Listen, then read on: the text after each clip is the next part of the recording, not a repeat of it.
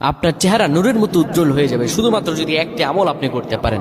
অজু করার সময় পানি যখন আপনার চেহারায় দিবেন, আপনার চেহারায় পানি দেওয়ার সময় শুধুমাত্র একটি দোয়া আপনি পড়বেন, আপনার চেহারা থেকে মেস্তা, ব্রণ এবং চেহারার বিভিন্ন রকম কালো দূর হয়ে যাবে এবং চেহারায় সৌন্দর্য এবং লাবণ্য ফুটে উঠবে এবং চেহারায় যেন নূর চলে আসবে ইনশাআল্লাহ। অনেকে দেখা যায় সুন্দর কিন্তু দেখতে ভালো লাগে না, কিন্তু অনেকে কালো কিন্তু তারা দেখতেও ভালো লাগে। এটি হচ্ছে আল্লাহ তাআলার পক্ষ থেকে একটি রহম। চেহারা সৌন্দর্য বৃদ্ধি পাওয়া আল্লাহ তাআলা দোয়া কবুল করার মাধ্যম, চেহারা সৌন্দর্য বৃদ্ধি পাওয়া গুনাহ মাফ হয়েছে এটার মাধ্যম। প্রিয় ভাইরা আমার, এটা অত্যন্ত গুরুত্বপূর্ণ আমল, সকলেই করবেন।